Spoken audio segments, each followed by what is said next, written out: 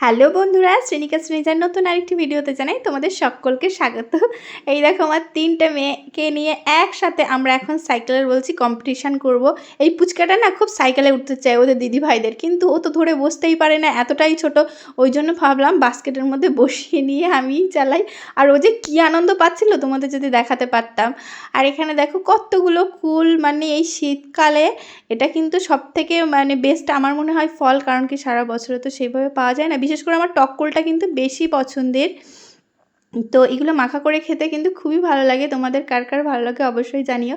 চিনিকা চিনিটা দেখে তো ধরেও নিয়ে উঁচু করতেই পারছে না, এতটা ভারী, মানে এত পরিমাণে ছিল। যাই হোক, আমরা পরে ওগুলো মাখা করে খেয়েছিলাম।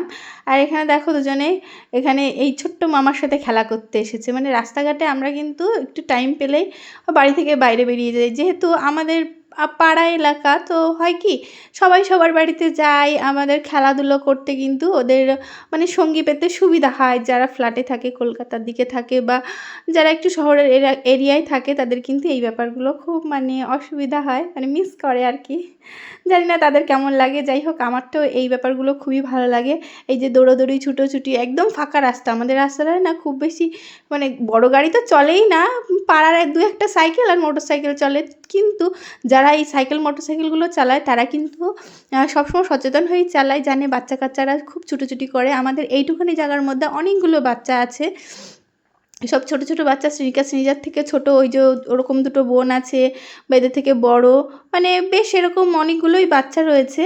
ছোটোবেলায় কিন্তু অনেক বাচ্চা কাচ্চারা সাজতে গুজতে চায় না, কিন্তু আমার শ্রেণিকা শ্রেণীজা এরকম নয়। এরা কিন্তু খুবই সাজতে পছন্দ করে। চুলের যত রকম হেয়ার স্টাইল করি না কেন, এদের কিন্তু কোনো ব্যাপার নেই। একদম ছোট্টবেলার থেকে ওরা কোনো রকম টান দিয়ে খোলেও না। ওদের মানে আরও যদি বলি যে একটু সাজিয়ে দেবো, তাহলে আর একটু বেশি সময় বসে থাকে। তো যাই হোক, হাঁটাহাঁটি করতে করতে একটু জল তেষ্টা পেয়ে গেল, আর এই যে এখন জল খাচ্ছে। আর এই দেখো এখন হচ্ছে সন্ধ্যাবেলায় দাদার বই খাতা গোছানোতে হেল্প করছে। আমি সন্ধ্যাবেলায় ওদেরকে নিচে পাঠিয়ে দিই, মানে ওরা যে সন্ধ্যাবেলায় না একটু টিফিন করে, ঘরে বসে দুধ খায় ওরা এখনও, বোতলে দুধ খায়, যায় মানে মিল্কশেক বানিয়ে দিই আর কি।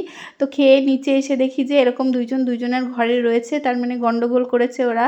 সবাই সবার সাথে, মানে সবাই সবার সাথে, দিদিভাই দাদাভাইয়ের সাথে, ওদের মধ্যে গন্ডগোল, মানে সবার সাথে সবার, যাই হোক ঝামেলা হয়েছে, ভাই বোনের হয় আর কি যা। তারপরে আবার দেখো এই ঘরে চলে এসছে দিদিভাইয়ের কাছ থেকে শ্রীনিজা।